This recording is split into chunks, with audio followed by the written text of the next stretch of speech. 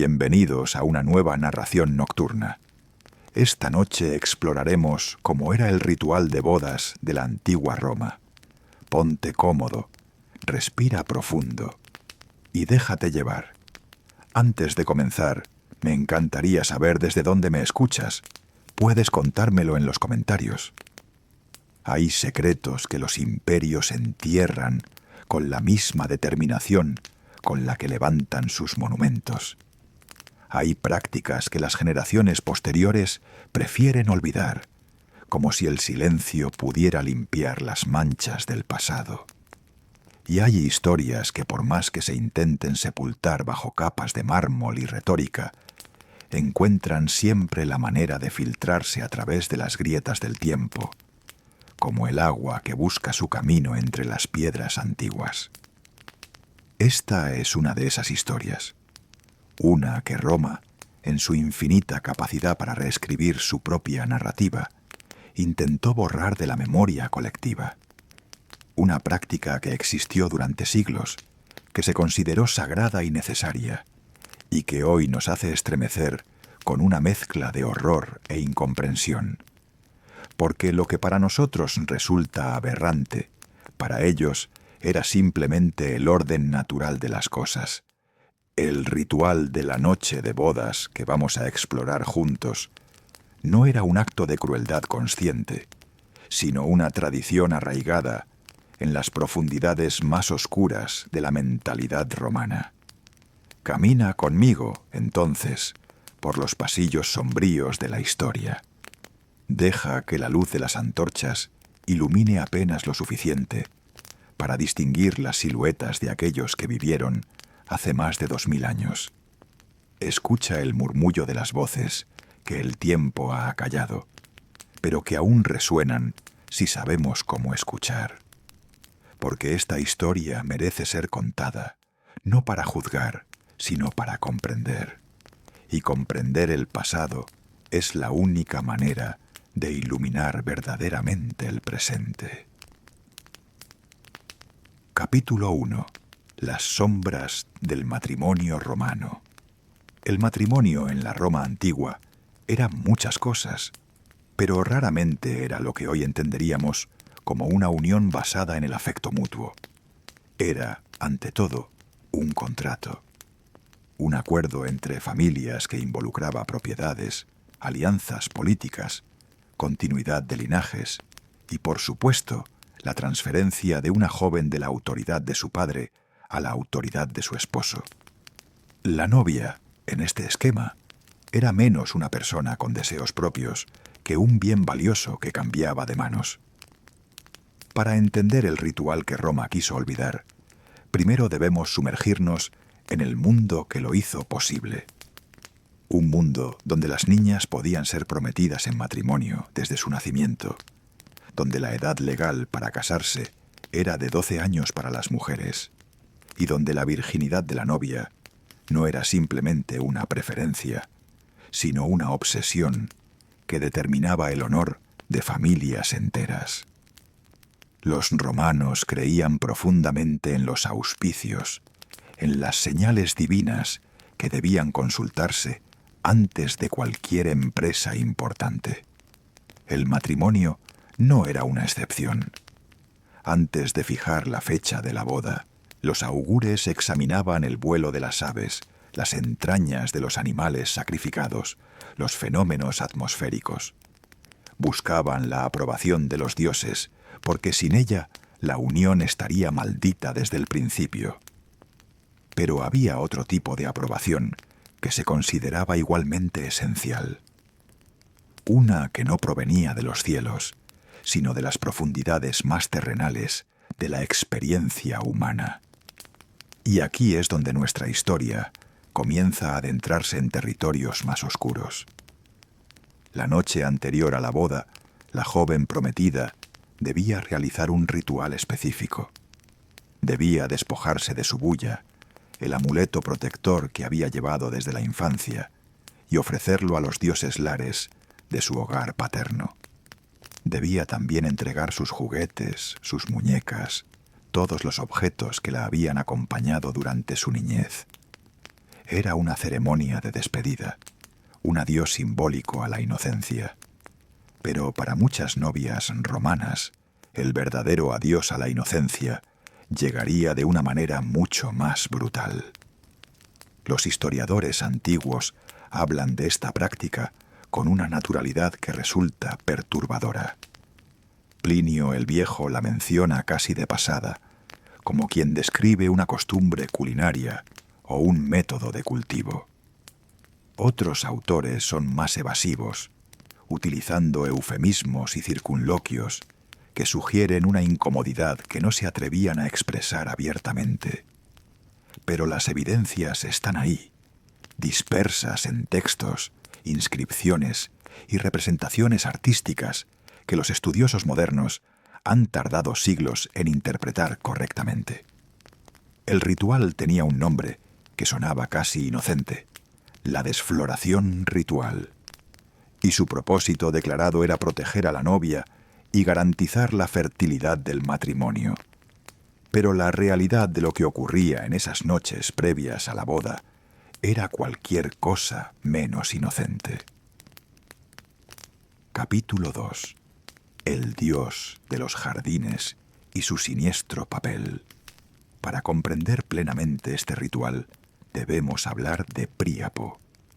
Este dios menor del panteón romano era una figura que hoy nos resultaría grotesca, casi cómica, si no fuera por las implicaciones de su culto. Representado siempre con un falo enormemente desproporcionado, Príapo era el dios de la fertilidad, de los jardines, de la abundancia agrícola. Su imagen se colocaba en los huertos para ahuyentar a los ladrones y garantizar buenas cosechas. Los romanos lo veían con una mezcla de reverencia y humor vulgar. Pero Príapo tenía otra función, una que los historiadores posteriores prefirieron minimizar o ignorar por completo. En ciertas tradiciones romanas, particularmente en las regiones rurales y entre las familias más conservadoras, Príapo era también el guardián de la virginidad nupcial, y su papel en la noche de bodas era considerado esencial. Las estatuas de Príapo, que se han encontrado en excavaciones arqueológicas, varían enormemente en tamaño y elaboración. Algunas son pequeñas figuras de terracota, apenas mayores que una mano. Otras son esculturas de mármol de tamaño natural, con un nivel de detalle anatómico que no deja nada a la imaginación. Y algunas de estas estatuas muestran signos de un uso particular, un desgaste en ciertas áreas que los arqueólogos del siglo XIX prefirieron atribuir a la erosión natural o al vandalismo. Pero los textos antiguos cuentan una historia diferente. San Agustín, en su obra La ciudad de Dios, escrita en el siglo V, describe con horror una práctica que había sobrevivido en algunas comunidades romanas hasta su propia época. Según el santo, las novias eran obligadas a sentarse sobre el falo de una estatua de Príapo antes de su noche de bodas. El propósito declarado era que el dios tomara su virginidad primero, protegiendo así al esposo humano de cualquier maldición o mal augurio asociado con la desfloración.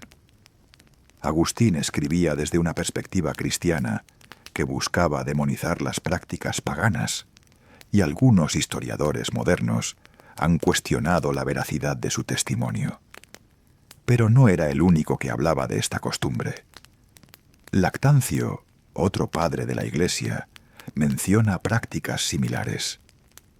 Y fragmentos de textos romanos más antiguos, aunque velados en su lenguaje, parecen confirmar que alguna versión de este ritual existió realmente.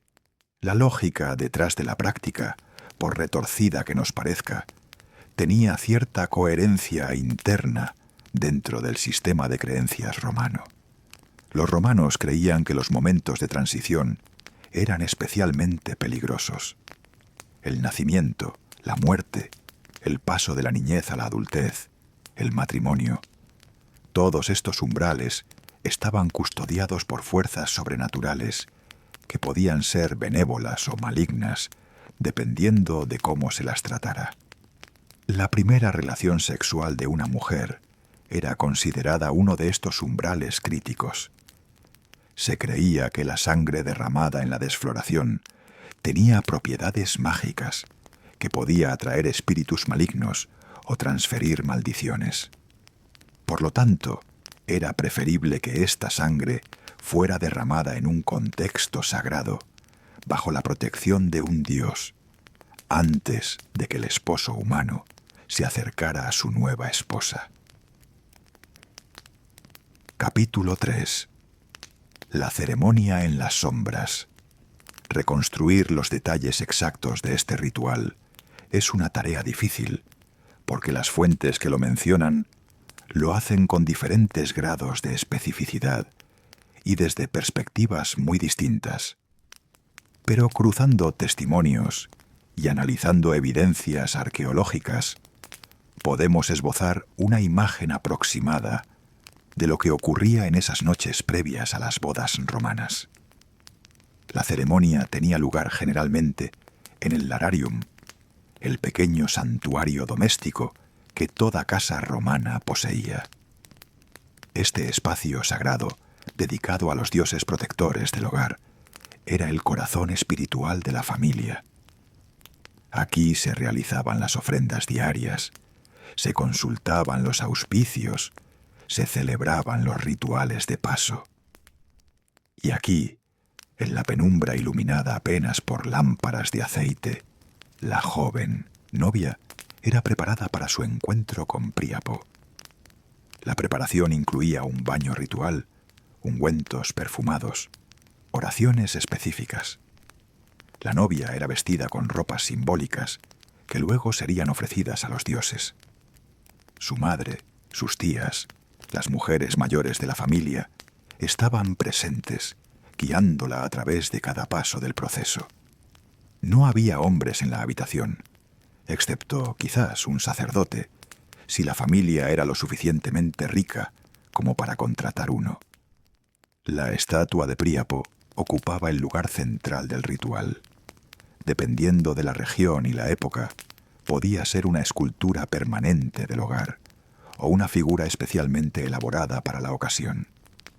El falo de la estatua era ungido con aceites, coronado a veces con guirnaldas de flores. Se le hacían ofrendas de miel, leche, vino. Y entonces llegaba el momento culminante. La novia, ayudada por las mujeres de su familia, se acercaba a la estatua. Lo que ocurría a continuación variaba según las fuentes. Algunas sugieren un contacto meramente simbólico, un roce que representaba la consumación sin realizarla físicamente. Otras son más explícitas y describen una penetración real, dolorosa, sangrienta. Lo que es seguro es que la novia no tenía elección en el asunto. Era una niña, en muchos casos de apenas 12 o 13 años, sometida a la voluntad de su familia y a las exigencias de la tradición. Su terror, su dolor, su confusión no eran considerados relevantes. Lo que importaba era que el ritual se completara correctamente, que los dioses fueran satisfechos, que el matrimonio comenzara bajo los mejores auspicios posibles.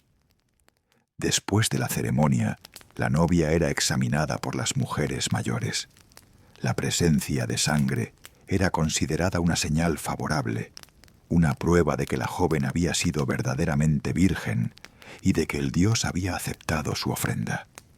Esta sangre era a veces recogida en paños que se guardaban como talismanes protectores o se ofrendaban en templos. La noche siguiente, en la cámara nupcial, el esposo encontraría a una mujer que ya no era técnicamente virgen, aunque esta tecnicidad era convenientemente ignorada por todos los involucrados. El ritual con Príapo había cumplido su función. Había transferido el peligro de la desfloración del hombre mortal al dios inmortal. Había asegurado la fertilidad futura de la unión.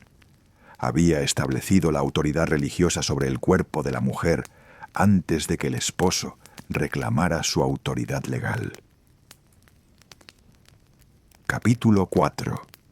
Las voces silenciadas.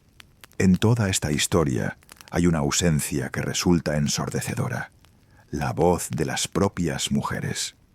Los textos romanos que han sobrevivido fueron escritos casi exclusivamente por hombres. Los historiadores, los poetas, los filósofos que mencionan estas prácticas lo hacen desde una perspectiva masculina que naturaliza lo que estaba ocurriendo o lo critica por razones que tienen poco que ver con el bienestar de las víctimas.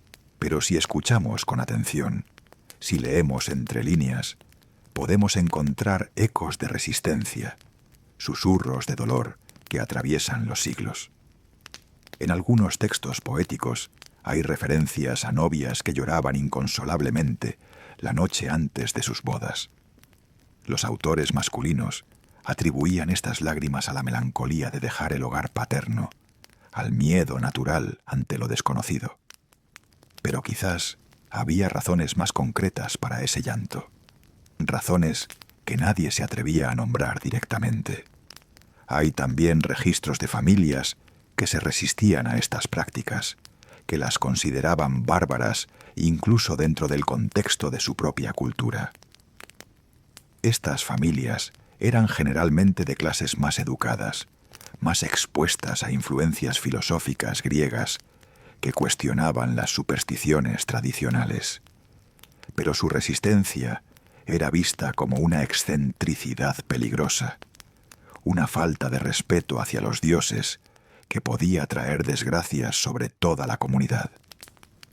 Las inscripciones funerarias de mujeres jóvenes a veces contienen frases enigmáticas que los estudiosos han interpretado de diversas maneras. Murió antes de conocer a Juno era una expresión común para indicar que una mujer había fallecido antes de casarse.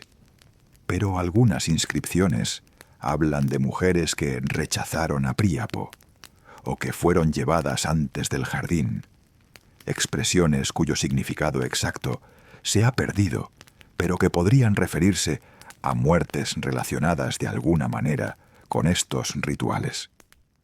Los médicos romanos, por su parte, dejaron tratados que describen lesiones y enfermedades que podrían estar relacionadas con estas prácticas. Infecciones, desgarros, traumas que afectaban a mujeres muy jóvenes y que los textos atribuyen vagamente a accidentes o caídas. La medicina romana, aunque sorprendentemente avanzada en algunos aspectos, carecía de los conceptos y el vocabulario necesarios para describir el trauma sexual. Y aunque lo hubieran tenido, es dudoso que los médicos varones hubieran reconocido como problemático algo que su sociedad consideraba normal y necesario. Capítulo 5. El peso de la tradición. Una pregunta surge inevitablemente cuando contemplamos estas prácticas. ¿Cómo podía una sociedad tan sofisticada como la romana tolerar algo así? Roma, después de todo, era la civilización que nos dio el derecho, la arquitectura, la ingeniería, la literatura. ¿Cómo podían coexistir tales logros con una brutalidad tan descarnada hacia las más vulnerables de sus miembros? La respuesta, aunque incómoda, es que la sofisticación cultural no es garantía de humanidad. Las sociedades pueden desarrollar sistemas legales elaborados, mientras mantienen en su centro prácticas que reducen a ciertos seres humanos a la categoría de objetos. Pueden construir acueductos y anfiteatros, mientras tratan a las mujeres y los niños como propiedades sin voz ni voluntad. Para los romanos, estas prácticas no eran crueldad, eran piedad religiosa. Eran la manera correcta de hacer las cosas, la tradición heredada de los antepasados, el orden cósmico que mantenía al mundo en su lugar. Cuestionar estos rituales habría sido cuestionar los fundamentos mismos de la sociedad romana, la autoridad del paterfamilias, el poder de los dioses, la estructura jerárquica que daba sentido a todo. Y había también una lógica económica detrás de todo esto. El matrimonio romano era, recordemos, fundamentalmente una transacción. La novia era un bien valioso, cuyo precio dependía en gran medida de su virginidad comprobable. El ritual con Priapo servía, entre otras cosas, como una garantía de esa virginidad. Si la novia sangraba ante la estatua del dios, su pureza quedaba certificada de manera irrefutable. Cualquier duda posterior del esposo podía ser descartada apelando a la autoridad del ritual. Esta certificación era especialmente importante en matrimonios entre familias de alta posición, donde las dotes eran enormes y las consecuencias de un engaño podían ser devastadoras. Una novia que resultara no ser virgen podía ser repudiada, devuelta a su familia en desgracia, condenada a un destino de marginalidad y pobreza. El ritual, por horrible que fuera, ofrecía una cierta protección contra estas consecuencias, al menos para las familias involucradas. Para la propia novia, por supuesto, el ritual no ofrecía protección alguna. Ella era el objeto de la transacción, no una parte con intereses propios que proteger. Capítulo 6. Variaciones y excepciones. Como toda práctica cultural extendida, el ritual de Priapo conoció numerosas variaciones a lo largo del tiempo y el espacio. Roma era un imperio vasto, y las costumbres locales se mezclaban con las tradiciones importadas de la capital de maneras a veces sorprendentes. En algunas regiones, el ritual era literal y físico, tal como lo hemos descrito. En otras, se había suavizado hasta convertirse en un gesto puramente simbólico. La novia tocaba la estatua con su mano, besaba su base, hacía una genuflexión ante ella. El simbolismo de la desfloración divina se mantenía, pero sin la violencia del acto físico. Las familias más ricas tenían la opción de modificar el ritual según sus preferencias. Algunas encargaban estatuas especiales, más pequeñas, menos intimidantes. Otras reemplazaban la estatua de Priapo por representaciones de otras divinidades asociadas con la fertilidad y el matrimonio, como Juno o Venus, cuya iconografía no incluía elementos fálicos prominentes. Los esclavos, por supuesto, estaban excluidos de estos rituales. El matrimonio entre esclavos no tenía reconocimiento legal, y aunque algunos amos permitían que sus esclavos formaran uniones estables, éstas no iban acompañadas de ceremonias religiosas elaboradas. Irónicamente, esto significaba que las mujeres esclavas, sometidas a innumerables abusos de otro tipo, estaban al menos exentas de esta forma particular de ritual institucionalizado. Las mujeres que se casaban por segunda o tercera vez también estaban generalmente exentas. La lógica era clara. El ritual tenía como propósito manejar la peligrosa transición de la virginidad a la experiencia sexual. Una viuda o una divorciada ya había atravesado ese umbral y por lo tanto no necesitaba la protección del dios. Había también casos de familias que rechazaban el ritual por completo, aunque éstas eran excepciones raras. Los seguidores de ciertas escuelas filosóficas, particularmente los epicúreos, tendían a ver estas prácticas como supersticiones vacías. Algunos romanos helenizados preferían seguir costumbres griegas, que aunque también incluían elementos problemáticos, no contemplaban este ritual específico. Pero para la mayoría de las familias romanas, especialmente en los primeros siglos de la República y el Imperio, el ritual era simplemente parte del paisaje cultural. Tan normal como los sacrificios de animales, tan aceptado como la esclavitud, tan incuestionable como la autoridad absoluta del padre sobre su familia. Capítulo 7. El silencio de los historiadores. Cuando el cristianismo comenzó a extenderse por el Imperio Romano, trajo consigo una nueva sensibilidad hacia ciertas prácticas que antes se habían dado por sentadas. Los padres de la Iglesia, como hemos visto, escribieron extensamente sobre los horrores del paganismo, y el ritual de Príapo ocupó un lugar destacado en sus denuncias. Pero incluso los críticos cristianos tenían límites en lo que estaban dispuestos a describir. San Agustín, que es nuestra fuente más detallada, escribe con evidente incomodidad, utilizando circunloquios y eufemismos que sugieren que había detalles que prefería no poner por escrito. Otros autores son aún más vagos, confiando en que sus lectores entenderían las alusiones sin necesidad de explicaciones explícitas. Esta reticencia continuó en los siglos posteriores. Los historiadores medievales, que copiaban y preservaban los textos antiguos, a menudo omitían los pasajes más problemáticos o los modificaban para hacerlos más aceptables para sensibilidades cristianas. Manuscritos que originalmente contenían descripciones detalladas fueron censurados, resumidos, reescritos. Cuando llegó el Renacimiento y los eruditos europeos redescubrieron la antigüedad clásica, lo hicieron con una mezcla de admiración y vergüenza. Roma era el modelo a imitar, la fuente de la civilización occidental, el espejo en el que Europa quería verse reflejada.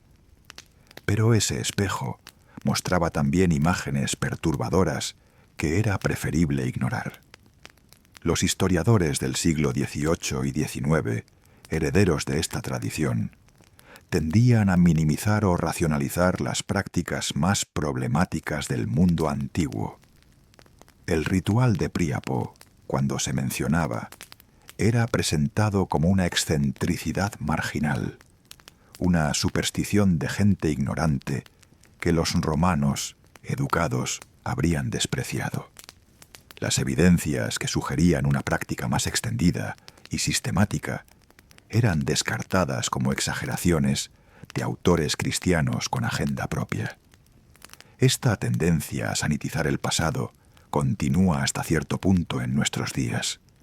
Los libros de texto escolares, los documentales populares, las películas y series ambientadas en la Roma antigua raramente mencionan aspectos como este. Preferimos recordar a Roma por sus carreteras y sus legiones, por su derecho y su arquitectura, por Cicerón y Virgilio. Las sombras más oscuras de esa civilización quedan relegadas a publicaciones académicas especializadas que pocos leen. Pero el silencio no borra lo que ocurrió. Y quizás sea importante, de vez en cuando, adentrarnos en esas sombras y reconocer que las civilizaciones que admiramos eran también capaces de crueldades que nos horrorizarían si las viéramos practicadas hoy. Capítulo 8. El cuerpo como campo de batalla. Para entender verdaderamente el significado de estos rituales, debemos situarlos en el contexto más amplio de cómo Roma concebía el cuerpo femenino. Este cuerpo no era propiedad de la mujer que lo habitaba, era un recurso familiar, un territorio sobre el cual el paterfamilias ejercía control absoluto. Desde el nacimiento, el cuerpo de una niña romana estaba sujeto a decisiones tomadas por otros. El padre decidía si la bebé sería criada o abandonada.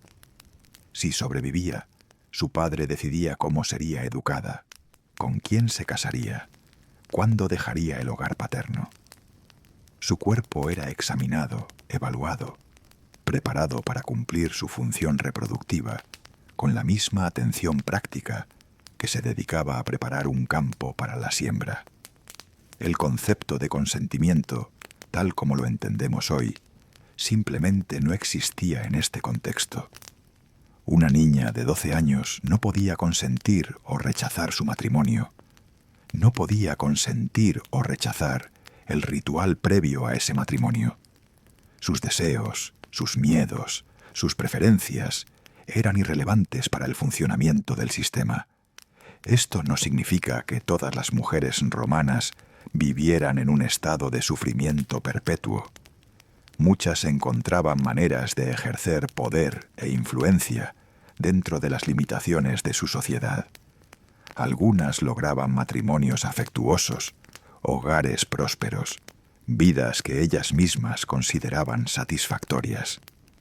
La capacidad humana para adaptarse, para encontrar espacios de autonomía, incluso en las circunstancias más restrictivas, no debe ser subestimada.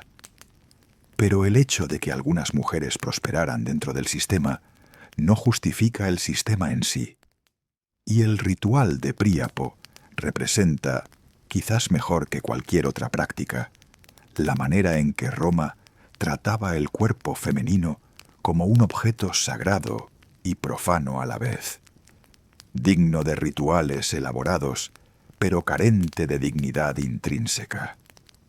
Capítulo 9. Las marcas invisibles del trauma. El concepto de trauma psicológico, tal como lo comprendemos en nuestra era, habría resultado incomprensible para los romanos.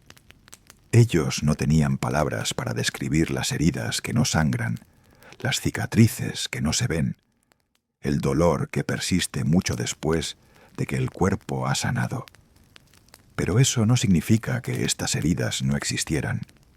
Solo significa que nadie las reconocía, nadie las nombraba, nadie intentaba curarlas. Podemos imaginar, aunque sea un ejercicio especulativo, lo que experimentaban aquellas niñas en las horas y días posteriores al ritual. El dolor físico era probablemente intenso, especialmente considerando la ausencia de analgésicos efectivos y las condiciones higiénicas precarias de la época. Las infecciones eran comunes y algunas novias llegaban a su noche de bodas enfermas, febriles, apenas capaces de sostenerse en pie. Pero más allá del dolor físico estaba el otro dolor, el que no tenía nombre, la confusión de haber sido sometida a algo que se presentaba como sagrado, pero que se sentía como una violación. La vergüenza de haber sido expuesta, manipulada, penetrada ante los ojos de las mujeres de su familia. El terror de saber que esto era solo el comienzo, que la noche siguiente traería más de lo mismo, esta vez a manos de un hombre que apenas conocía. Los médicos romanos registraron síntomas que hoy reconoceríamos como manifestaciones de trauma. Mujeres jóvenes que dejaban de comer, que no podían dormir, que temblaban sin razón aparente, que lloraban durante horas sin poder explicar por qué. Estos síntomas eran atribuidos a los humores desbalanceados, a la influencia maligna de la luna, a la posesión por espíritus inquietos. Los tratamientos recomendados incluían sangrías, purgantes, encierro en habitaciones oscuras. Nada que abordara la causa real del sufrimiento. Algunas mujeres desarrollaban lo que los textos antiguos llaman furor uterinus, una condición caracterizada por comportamientos erráticos, gritos inexplicables, rechazo violento del contacto físico. Los médicos creían que el útero, ese órgano misterioso y supuestamente móvil, había abandonado su lugar correcto y vagaba por el cuerpo causando estragos. El tratamiento consistía en atraer al útero de vuelta a su posición mediante olores agradables aplicados cerca de los genitales y olores desagradables cerca de la nariz. Hoy sabemos que estos síntomas corresponden a lo que llamamos trastorno de estrés postraumático. Sabemos que las experiencias traumáticas, especialmente las de naturaleza sexual, dejan marcas profundas en el cerebro y el sistema nervioso. Sabemos que el cuerpo recuerda lo que la mente intenta olvidar y que ese recuerdo puede manifestarse de maneras que parecen inexplicables si no se conoce su origen. Pero los romanos no sabían nada de esto, y así, las mujeres que sufrían las consecuencias de estos rituales eran doblemente victimizadas, primero por el ritual mismo, y luego por una sociedad que no reconocía su sufrimiento como legítimo. Capítulo 10. El matrimonio como continuación del trauma. Si el ritual con Príapo era solo el prólogo, el matrimonio que seguía rara vez ofrecía alivio. La noche de bodas romana era, para muchas novias, simplemente otra versión del mismo horror, esta vez con un participante humano en lugar de una estatua de piedra. El esposo llegaba a la cámara nupcial con expectativas claras. Su nueva esposa debía estar disponible, complaciente, fértil. La ley romana le otorgaba derechos absolutos sobre el cuerpo de su mujer, derechos que podía ejercer con o sin su consentimiento. El concepto de violación dentro del matrimonio simplemente no existía. Un hombre no podía violar a su propia esposa porque ella le pertenecía, de la misma manera que no podía robar su propio ganado. Las instrucciones que se daban a las novias antes del matrimonio reflejan esta dinámica.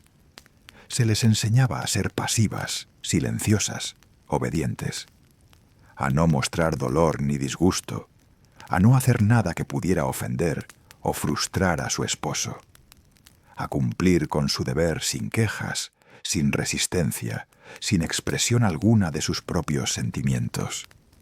Los manuales de conducta femenina de la época son explícitos en este sentido. La buena esposa era aquella que soportaba con paciencia, que nunca rechazaba las demandas de su marido, que consideraba su propio placer o displacer como completamente irrelevante. El sexo era una obligación que debía cumplirse, no una experiencia que pudiera disfrutarse. El disfrute femenino, de hecho, era visto con sospecha, como signo de una naturaleza lasciva que amenazaba el orden doméstico. Para las niñas que habían pasado por el ritual de Príapo, esta primera noche, con un esposo humano, debía ser especialmente aterradora. Ya sabían lo que significaba ser penetradas contra su voluntad. Ya conocían el dolor, la humillación, la sensación de que su cuerpo no les pertenecía. Ahora debían revivir esa experiencia, no una vez, sino potencialmente cada noche, durante el resto de sus vidas. Los registros históricos sugieren que muchas de estas jóvenes esposas buscaban maneras de evitar o minimizar el contacto sexual con sus maridos. Algunas fingían enfermedades, otras se refugiaban en prácticas religiosas que exigían períodos de abstinencia. Otras intentaban quedar embarazadas lo más rápido posible, sabiendo que el embarazo les proporcionaría un respiro temporal. Estas estrategias de supervivencia, aunque no siempre efectivas, revelan una resistencia silenciosa que los textos oficiales rara vez reconocen. Capítulo 11. Príapo en el arte y la literatura. El dios que presidía estos rituales dejó una huella profunda en el arte y la literatura romana. Las representaciones de Príapo son abundantes, desde pequeñas figurillas de terracota hasta frescos elaborados en las paredes de casas patricias.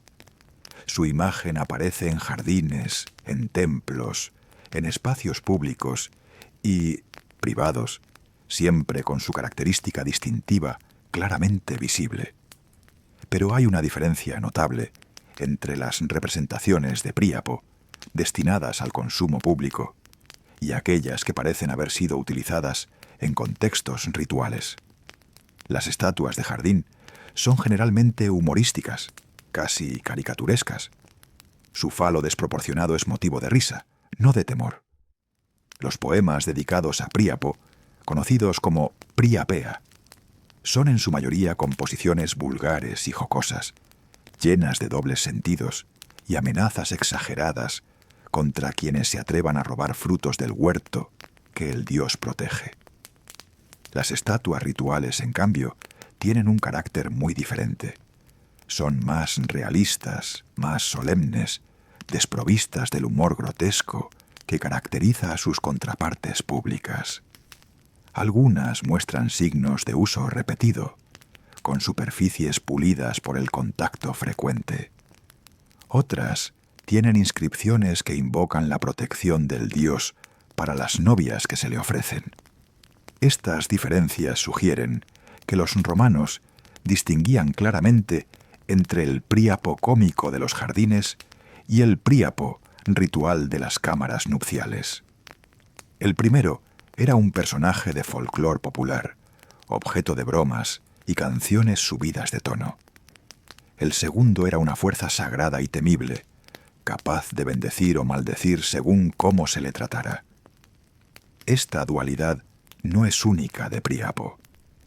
Muchas divinidades antiguas tenían aspectos contradictorios, caras luminosas y caras oscuras que coexistían en tensión.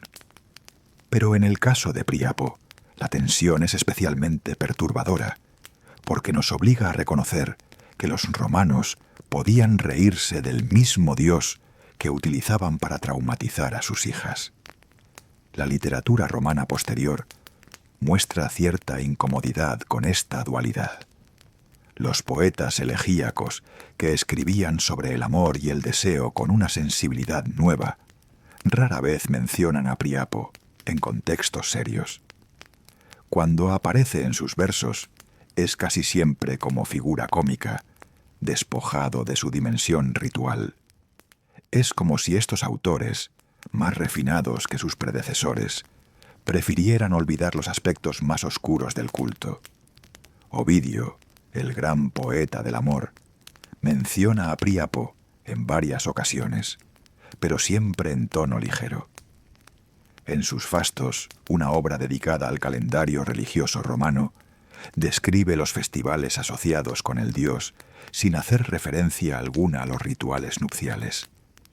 Es posible que Ovidio desconociera estas prácticas, o que las conociera pero prefiriera no escribir sobre ellas.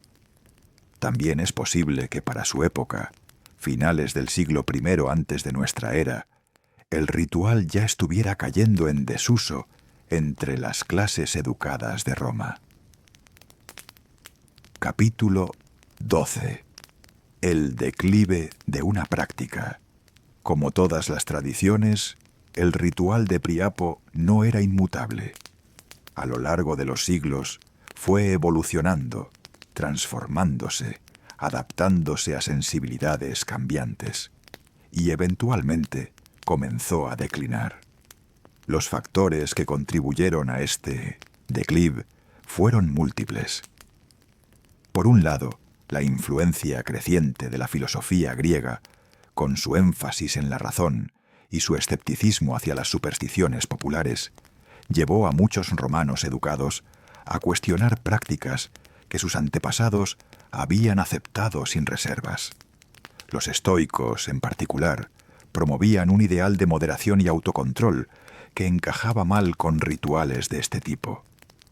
Por otro lado, la expansión del imperio trajo a Roma contacto con culturas que tenían concepciones muy diferentes del matrimonio y la sexualidad. Los romanos, siempre pragmáticos, adoptaron y adaptaron costumbres extranjeras cuando les parecían ventajosas.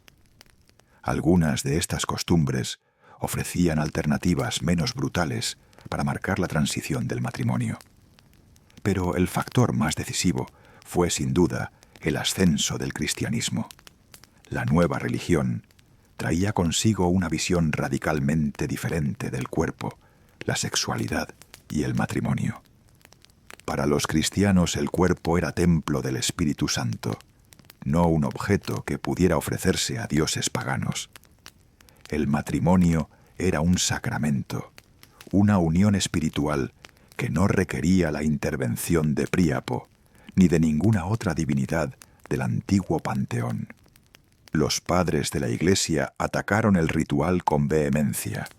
Lo describieron como una abominación, una prueba de la depravación inherente al paganismo, una práctica que ningún cristiano verdadero podría tolerar. Sus denuncias tuvieron efecto. A medida que el cristianismo ganaba adeptos, el culto a Príapo iba perdiendo terreno. Para el siglo IV, cuando el cristianismo se convirtió en la religión oficial del imperio, el ritual había sido oficialmente prohibido. Las estatuas de Príapo fueron destruidas o enterradas. Los templos dedicados a su culto fueron clausurados o reconvertidos en iglesias. Los textos que describían sus rituales fueron censurados o destruidos. Pero las prohibiciones oficiales no eliminan instantáneamente las prácticas arraigadas. En las zonas rurales, lejos del control de las autoridades eclesiásticas, versiones modificadas del ritual probablemente continuaron existiendo durante generaciones. Los campesinos, siempre más conservadores que los habitantes de las ciudades, no abandonaban fácilmente las tradiciones de sus antepasados, especialmente aquellas que prometían fertilidad y protección. Los registros eclesiásticos de los siglos siguientes contienen referencias ocasionales a prácticas sospechosamente similares al antiguo ritual. Confesores que reportaban haber escuchado sobre costumbres extrañas en la noche de bodas. Obispos que emitían decretos contra supersticiones relacionadas con el matrimonio. Inquisidores que investigaban rumores de idolatría en comunidades remotas. Estas referencias, aunque fragmentarias, sugieren que el ritual de Príapo no desapareció de golpe cuando el imperio se cristianizó.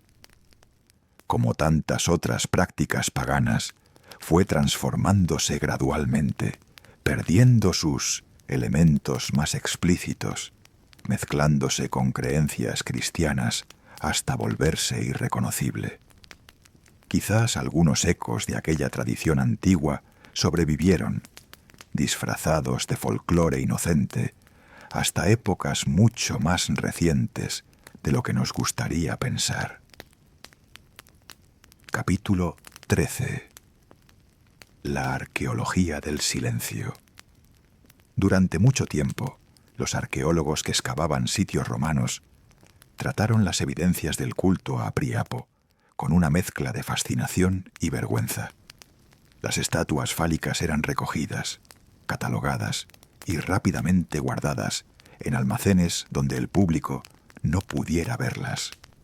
Los frescos que representaban escenas explícitas eran cubiertos o destruidos. Los objetos rituales eran clasificados como curiosidades sin mayor importancia.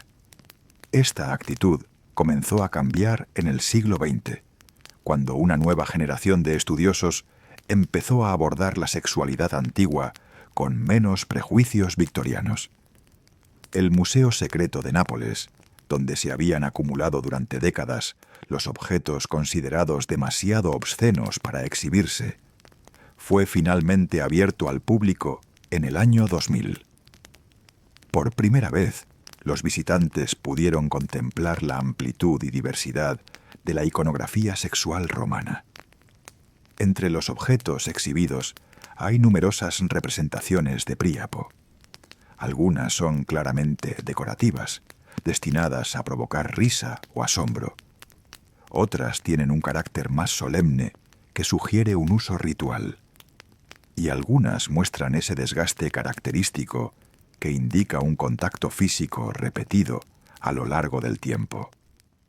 Los estudiosos contemporáneos han comenzado a conectar estas evidencias materiales con los testimonios textuales que durante tanto tiempo fueron descartados como exageraciones. El cuadro que emerge es complejo, lleno de matices y variaciones regionales, pero confirma que alguna versión del ritual que hemos descrito existió realmente y fue practicada por un número significativo de familias romanas durante varios siglos. Las excavaciones en Pompeya y Herculano, las ciudades sepultadas por el Vesubio en el año 79, han proporcionado evidencias especialmente valiosas. Estas ciudades quedaron congeladas en el tiempo, preservando detalles de la vida cotidiana que en otros sitios se han perdido. En varias casas pompeyanas se han encontrado pequeños santuarios domésticos con figuras de Príapo, en posiciones que sugieren un uso ritual. Algunas de estas figuras muestran signos de haber sido ungidas repetidamente con aceites. En una casa particularmente bien conservada, los arqueólogos encontraron lo que parece haber sido una cámara dedicada específicamente a rituales nupciales. Las paredes estaban decoradas con frescos que representaban escenas de bodas, incluyendo una imagen de Príapo que presidía sobre una pareja. En el centro de la habitación había un pedestal vacío, cuyas dimensiones corresponden a las de las estatuas rituales que conocemos por otras fuentes. Estos hallazgos, aunque fragmentarios, nos permiten vislumbrar la realidad material de unas prácticas que durante mucho tiempo solo conocíamos por descripciones textuales. Las piedras y los frescos no mienten, aunque su interpretación siempre esté sujeta a debate. Capítulo 14. Reflexiones sobre el horror. Normalizado. Cuando contemplamos estas prácticas desde nuestra perspectiva contemporánea, es difícil no sentir horror. Horror ante la violencia infligida a niñas que apenas habían dejado atrás la infancia. Horror ante la naturalidad con que familias enteras participaban en estos rituales. Horror ante una sociedad que podía construir acueductos y codificar leyes mientras trataba a sus hijas como objetos sacrificiales. Pero el horror, aunque comprensible, no es suficiente. Si queremos entender verdaderamente el pasado, debemos ir más allá de la reacción emocional inmediata y preguntarnos cómo fue posible que seres humanos como nosotros llegaran a considerar normales estas prácticas. La respuesta, incómoda pero inevitable, es que la normalización del horror es un fenómeno humano universal. Todas las sociedades, incluida la nuestra, tienen puntos ciegos morales, prácticas que aceptamos sin cuestionarlas y que generaciones futuras contemplarán con el mismo horror con que nosotros contemplamos el ritual de Príapo. Los romanos no eran monstruos, eran personas que amaban a sus hijos, que lloraban a sus muertos, que buscaban la felicidad y temían el sufrimiento como cualquier ser humano en cualquier época. Pero habían crecido en una cultura que les enseñaba que ciertas formas de violencia eran necesarias, sagradas, beneficiosas, y como todos los seres humanos, tendían a aceptar lo que su cultura les presentaba como normal. Las madres que guiaban a sus hijas a través de estos rituales no eran cómplices conscientes de un crimen. Eran mujeres que habían pasado por lo mismo en su juventud, que habían sobrevivido, que habían encontrado maneras de vivir con lo que les había ocurrido. Transmitían a sus hijas lo que ellas mismas habían recibido, convencidas de que era lo correcto, de que era necesario, de que era la única manera de asegurar un matrimonio bendecido por los dioses. Esta transmisión generacional del trauma es uno de los aspectos más perturbadores de la historia que hemos explorado. No era un grupo de hombres malvados imponiendo su voluntad sobre mujeres indefensas, aunque ciertamente el patriarcado romano creaba las condiciones que hacían posible todo esto. Era un sistema en el que las propias víctimas se convertían en perpetuadoras, en el que el ciclo de violencia se renovaba con cada generación, porque nadie podía concebir una alternativa. Romper estos ciclos requiere algo más que indignación moral. requiere la capacidad de imaginar que las cosas pueden ser diferentes, que las tradiciones heredadas no son leyes inmutables, que el sufrimiento que hemos experimentado no tiene por qué ser transmitido a quienes vienen después. Los romanos, atrapados en su propia visión del mundo, carecían de esta capacidad. Nosotros, herederos de revoluciones culturales que ellos no podían imaginar, tenemos al menos la posibilidad de elegir de otra manera. Capítulo 15. Lo que Roma quiso olvidar. Cuando el cristianismo triunfó y el paganismo fue oficialmente suprimido, comenzó un proceso deliberado de olvido. Los nuevos amos del imperio no querían simplemente prohibir las prácticas antiguas. Querían borrarlas de la memoria colectiva, crear la ilusión de que nunca habían existido o de que habían sido aberraciones marginales sin importancia real. Este proceso de olvido fue notablemente exitoso. Durante más de 1000 años, el ritual de Príapo permaneció enterrado bajo capas de silencio y censura. Los textos que lo mencionaban fueron copiados selectivamente, omitiendo los pasajes más problemáticos. Las estatuas fueron destruidas o escondidas. El conocimiento popular se fue diluyendo hasta desaparecer. Cuando los eruditos del Renacimiento redescubrieron la antigüedad clásica, lo hicieron a través de un filtro que ya había eliminado muchos de los aspectos más incómodos de la cultura romana. Admiraban a Cicerón y a Virgilio, estudiaban el derecho romano y la arquitectura imperial, pero evitaban cuidadosamente las zonas oscuras que no encajaban con su imagen idealizada del pasado. Esta idealización continuó durante siglos. Roma era presentada como la cuna de la civilización occidental, el modelo de orden y racionalidad que Europa debía emular. Los aspectos problemáticos, cuando no podían ser ignorados por completo, eran minimizados, contextualizados, excusados como productos de una época más primitiva que los romanos más ilustrados habrían despreciado. Solo en las últimas décadas, con el desarrollo de nuevos enfoques historiográficos que prestan atención a las voces marginadas y las prácticas silenciadas, hemos comenzado a recuperar una imagen más completa y menos cómoda del mundo romano. Los estudios de género, la historia de la sexualidad, la arqueología del cuerpo, todas estas disciplinas han contribuido a desenterrar lo que Roma quiso olvidar. Y lo que encontramos cuando excavamos en esas capas de silencio no es simplemente una curiosidad histórica, un dato exótico que añadir a nuestro conocimiento del pasado.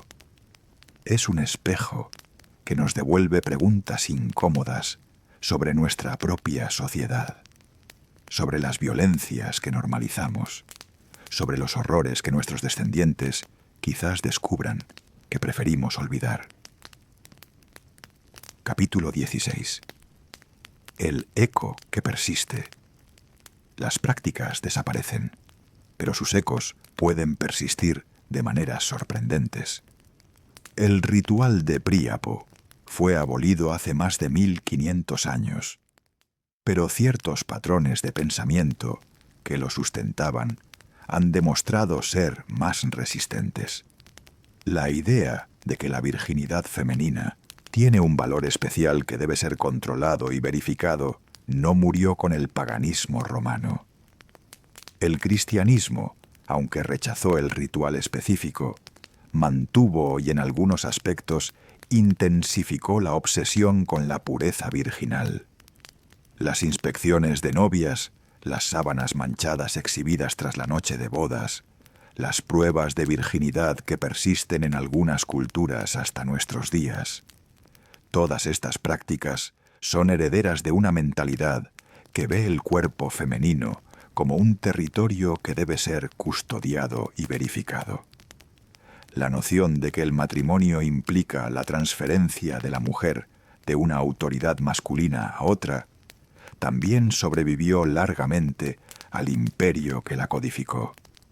Las leyes que daban al esposo poder absoluto sobre su mujer persistieron en Europa durante siglos. En algunos países, el concepto de violación marital no fue reconocido legalmente hasta las últimas décadas del siglo XX. La idea de que una esposa debe estar sexualmente disponible para su marido, independientemente de sus propios deseos, sigue siendo defendida en ciertos círculos, incluso hoy. Y la práctica de someter a las niñas a rituales dolorosos e invasivos como preparación para el matrimonio no es, desgraciadamente, solo un recuerdo del pasado. En diversas partes del mundo, millones de niñas siguen siendo sometidas a mutilaciones genitales que sus comunidades justifican con argumentos similares a los que usaban los romanos: tradición, pureza, protección divina, garantía de fertilidad. No sugiero que haya una línea directa de causalidad entre el ritual de Príapo y estas prácticas contemporáneas. Las culturas que las practican tienen sus propias historias, sus propias lógicas, sus propios contextos. Pero sí hay patrones que se repiten, estructuras de pensamiento que aparecen una y otra vez en sociedades muy diferentes, siempre con el mismo resultado: el cuerpo de las mujeres jóvenes tratado como un objeto que otros tienen derecho a controlar, modificar, verificar. Reconocer estos patrones es el primer paso para romperlos. Estudiar el pasado, incluso sus aspectos más horribles, nos permite identificar las raíces profundas de problemas que siguen afectándonos. El ritual de Príapo ya no existe, pero las mentalidades que lo hicieron posible siguen entre nosotros, adaptadas a nuevos contextos, disfrazadas con nuevos lenguajes, pero fundamentalmente iguales. Capítulo 17. Una última mirada hacia atrás. Hemos caminado juntos por corredores oscuros de la historia. Hemos contemplado prácticas que preferiríamos no conocer. Hemos escuchado los ecos de sufrimientos que nadie registró en su momento. Ha sido un viaje difícil, pero creo que necesario, porque el pasado no es un país extranjero cuyos habitantes nada tienen que ver con nosotros. Es el suelo sobre el que estamos parados, el material del que estamos hechos, el espejo que nos muestra quiénes fuimos para ayudarnos a entender quiénes somos. Ignorar los aspectos incómodos de ese pasado es como pretender conocernos a nosotros mismos mientras evitamos mirar ciertas habitaciones de nuestra propia casa. Roma intentó borrar el ritual de Príapo de la historia y durante mucho tiempo lo consiguió. Pero la verdad tiene una manera de emerger, tarde o temprano, por las grietas del olvido. Los fragmentos textuales, las estatuas enterradas, los frescos ocultos bajo capas de pintura. Todo conspiraba para preservar el recuerdo de lo que se quiso olvidar. Y ahora, al final de nuestro recorrido, podemos preguntarnos qué hacemos con este conocimiento. No podemos cambiar lo que ocurrió. No podemos consolar a las niñas que sufrieron estos rituales hace 2000 años. No podemos juzgar a quienes los practicaban según estándares morales que ellos no conocían. Pero podemos recordar. Podemos negarnos a participar en la conspiración del silencio. Podemos contar estas historias no para regodearnos en el horror, sino para entender mejor la complejidad de la experiencia humana. Podemos usar este conocimiento para agudizar nuestra sensibilidad hacia las violencias que se cometen en nuestro propio tiempo. Violencias que quizás nos parecen normales, simplemente porque hemos crecido con ellas. Las niñas romanas que pasaron por estos rituales no dejaron testimonios directos de su experiencia. Sus voces se perdieron, ahogadas por el peso de una cultura que no las consideraba dignas de ser escuchadas.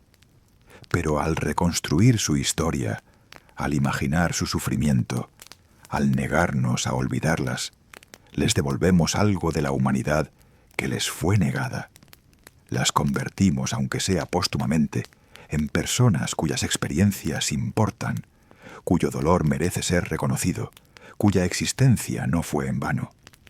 Este es, quizás, el único tipo de justicia que podemos ofrecer a los muertos, la justicia del recuerdo. No es mucho, pero es todo lo que tenemos. Y mientras sigamos contando estas historias, mientras sigamos caminando por estos corredores sombríos, con los ojos abiertos, mantendremos viva una llama que ningún silencio puede apagar del todo. El pasado está lleno de sombras, pero también está lleno de lecciones para quienes tienen el valor de mirar. Roma construyó un imperio sobre cimientos que incluían prácticas que hoy nos horrorizan. Ese imperio cayó, pero nosotros seguimos aquí, herederos de su lengua, su derecho, su arquitectura y también de sus sombras más oscuras. Conocer esas sombras no nos hace cómplices de ellas, nos hace más capaces de reconocer las sombras de nuestro propio tiempo. Y así, con el peso de este conocimiento sobre los hombros, pero también con la claridad que solo puede dar la comprensión, cerramos este capítulo de la historia. Las piedras de Roma siguen en pie, mudas testigos de glorias y horrores por igual. El tiempo sigue fluyendo, arrastrando todo hacia el olvido. Pero mientras quede alguien dispuesto a escuchar, las historias persistirán, y con ellas la posibilidad de aprender algo sobre quiénes somos y quiénes podríamos llegar a ser. Gracias por caminar conmigo una vez más. Soy el narrador suave, y cada historia es un puente hacia otra sombra del tiempo. Cuando quieras regresar, el camino estará aquí, quieto, esperándote.